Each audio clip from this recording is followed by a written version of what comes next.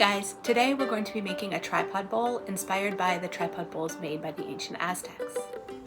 You're going to need some clay, either air drying clay or clay that's designed to be fired in a kiln, a cup of water, a small sponge, a pin tool, and some stamps that you can use to decorate your pot.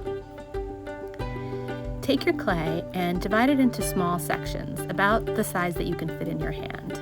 This makes it easier to roll out the coils for your pot. If you use a bigger piece of clay, sometimes the coil will not roll out evenly. The ends sort of start to wiggle around as you're rolling, and it just makes it difficult to get a nice even coil. I rolled my coils to be about the thickness of my thumb, and this is just because I think it makes a nice pot and it allows me to control the shape of the pot. But if you'd like to make your coils smaller or larger, that's okay. It's just going to affect the look of your pot and how much you can control the size. I'm starting by making several coils, and you can do that as well, or if you'd like, you can just make one coil, start building your pot, and then kind of get a sense of how many coils you might like to make as you go along.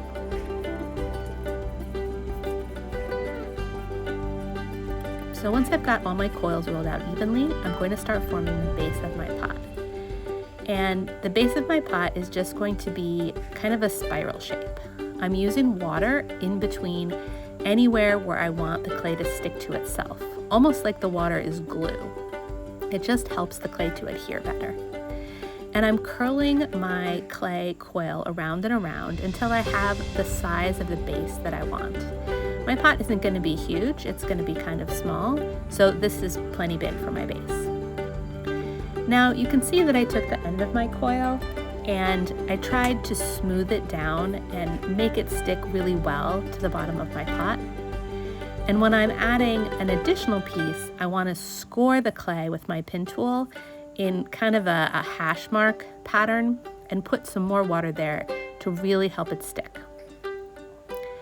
I'm starting to coil my pieces of clay upwards to make the walls of my pot, and every time I finish with one piece of clay, I'm going to smooth it down with some water, either with my fingers or with my sponge, to join it with the previous section of clay so that it really looks like it's all one piece, as much as I can. Then I'm going to score the clay with my pin tool, and I'm going to score the new piece of coil, add some water.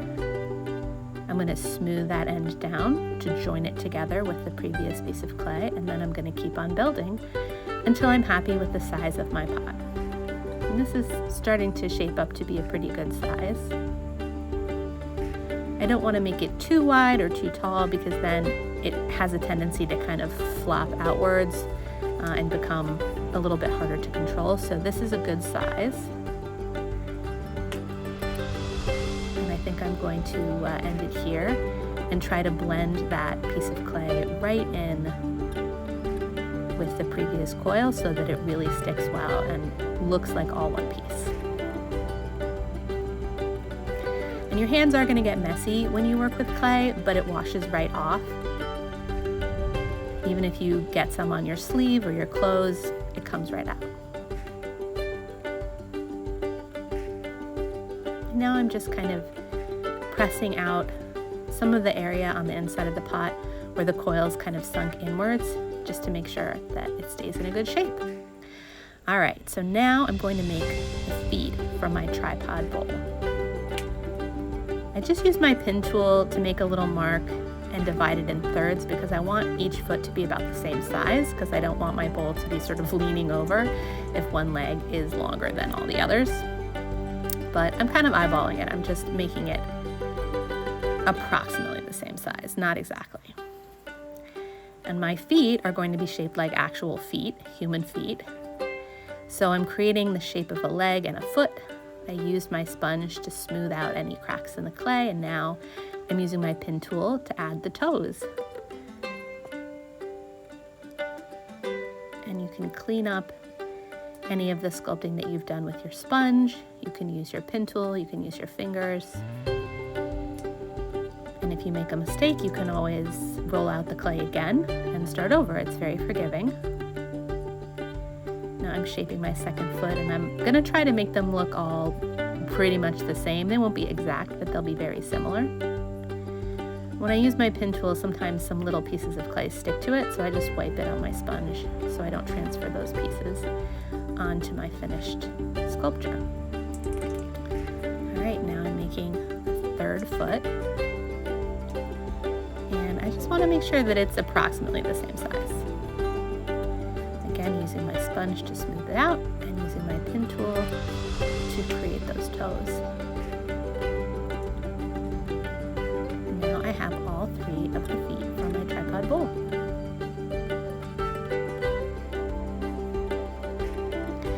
So I'm going to put them on this piece of cardboard so that it's easier to pick them up and transfer them to a shelf to leave them overnight.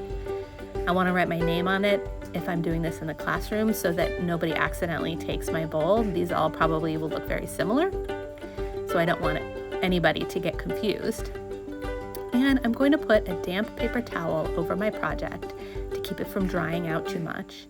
And I'm going to cover the whole thing in a plastic bag, and I'm going to tie it closed, again, because I don't want my bowl to dry out completely overnight. I want to still be able to work with it tomorrow. So now I'm attaching my feet to the bottom of my bowl. And just like I did with the coils of clay, I'm going to score the clay, and I'm going to put some water on there so that the clay really joins together well. And if your clay is still nice and wet, it should be able to join together pretty easily. If you find that your clay is a little bit drier, you can add some additional wet clay into the water and make what's called a slip that should help the clay stick a little bit better. And you can see that I've got my plastic bag kind of crumpled up inside my pot to support it while it's upside down so that the pot doesn't collapse when I'm pushing the feet onto the bottom of the pot. I want it to keep its shape. And now I'm going to leave it to dry just like that, again with the damp paper towel and the plastic bag all around it so that it doesn't dry out too quickly. Okay, so you can see that the next day there's going to be some marks left inside your bowl from the plastic bag, and that's okay because you can use your sponge to smooth those out and get rid of any marks, but it's important that you left that bag inside overnight so that the bowl would keep its shape. Now the bowl should still be damp enough to work with, and you can smooth out all those lines and even fix any little bumps in the shape of your bowl that appeared because of working with it. You can see I'm smoothing, not only smoothing the marks from the plastic bag, but I'm also kind of smoothing the shape of the inside of the bowl.